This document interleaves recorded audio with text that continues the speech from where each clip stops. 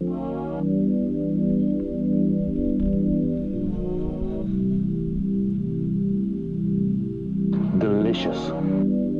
Hi, I'm Tom Spellman with Dave Wilson Nursery, and this morning we're here at the Grower Direct Nut Company in Houston, California, one of their processing warehouses.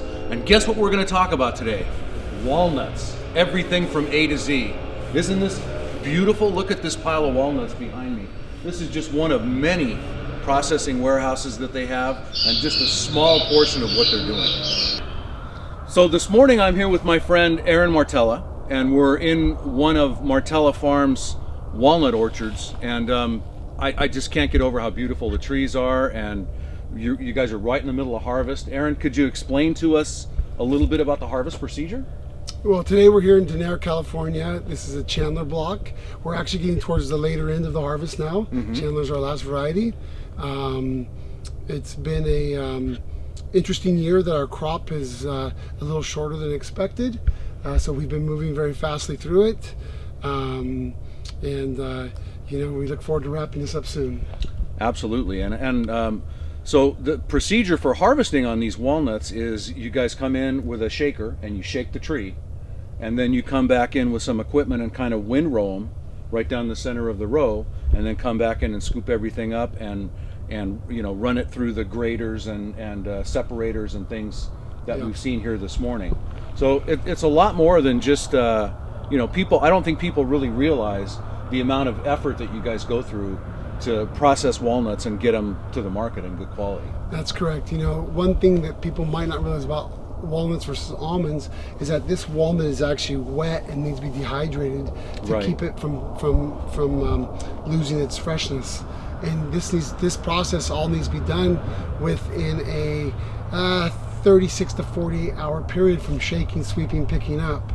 And that's a real challenge when you have such volume of nuts being processed in basically a month period these days. Right, and your facility over there is just absolutely beautiful for the processing and the dehydrating or drying. It's not really dehydrating, but the quality of the nuts that we saw over there this morning with the sample trays that the ladies are grading through, they're just absolutely beautiful. Yeah, we have a very nice quality year this year, and we're looking forward to getting these things out of the field, into the dehydrator, off to the processor, to the end user shortly.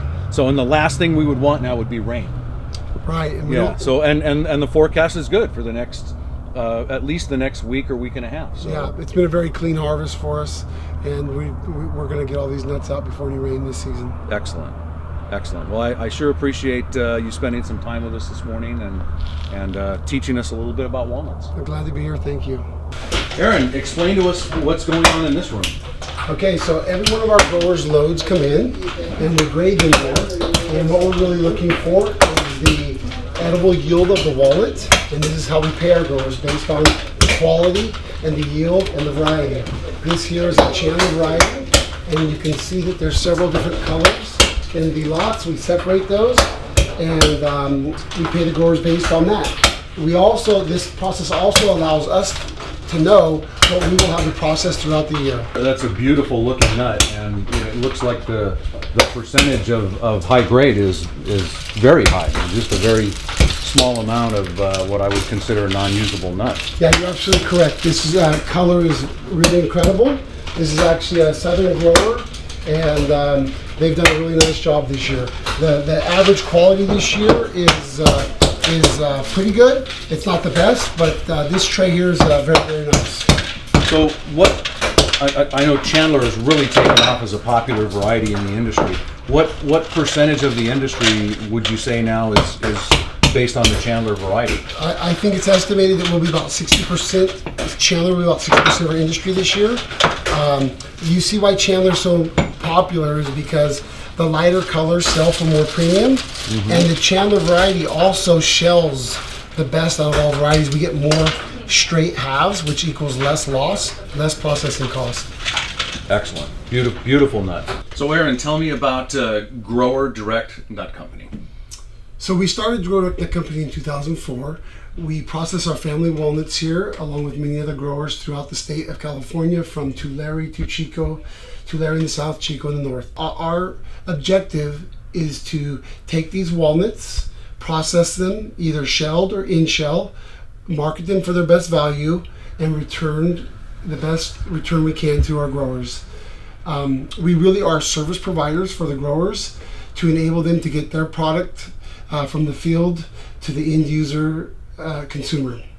So you're really selling everything from in shell shipping to hulled product to halves to chopped to processed products like these snack bags here. That's correct. One walnut turns into many different items. Absolutely. Believe it or not, we have over 250 specifications of how we deliver our walnuts. We deliver them to all countries. Our primary markets are Japan, Korea, Turkey, UAE, which is delivering to the Middle East, Germany, Spain, Italy, and then America is about 35% of what we do here. Okay. Well, that really is a world market. Yes, and part of our job here is to, make sure these walnuts can be consumed and are reliable products for our customers year round. We're taking it a little bit towards the retail side these days. We're started doing some flavored walnuts to try to create a more snackable item versus the traditional baking holiday season nut. Right. These walnuts, almonds. Our object is to turn these into somewhat of a staple item year round. Well, I personally love just half walnuts, shelled, just fresh or dried and not salted or processed. But there are so many different types of flavors that you can add to a walnut to make it better. I noticed some of them that you have here. You've got honey, you've got cinnamon, you've got chipotle. I mean, you've got walnut butter. You have all kinds of products here that are all sound delicious. Yeah.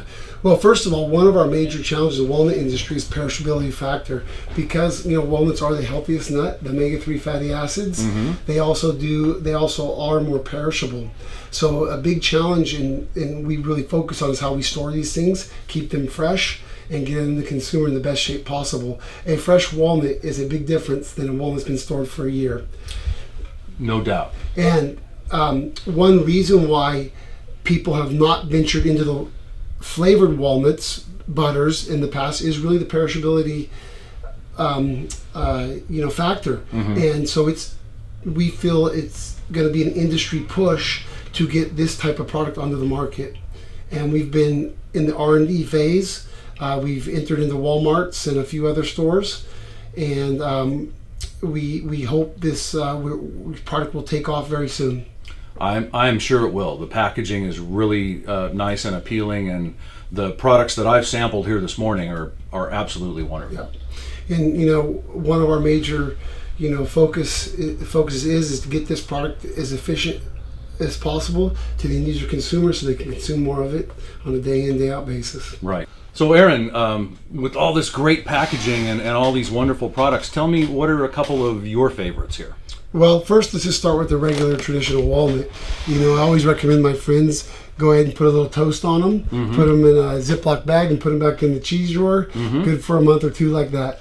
It just really mellows out. Walnuts have a little tannins in them, and it really can mellow that acidicness out. Makes a huge difference. Yep. Then, when we move to the walnut butters, there is a process of pasteurization, roasting, which does the same effect as it mellows that walnut out, and it's a really smooth, nice texture, flavor. That's really enjoyable, easy to put on bread or eat with fruit, and it's one of my favorites. Then with the flavored walnuts, I like more of a traditional flavors. The rosemary is very good. It is clean, healthy for you.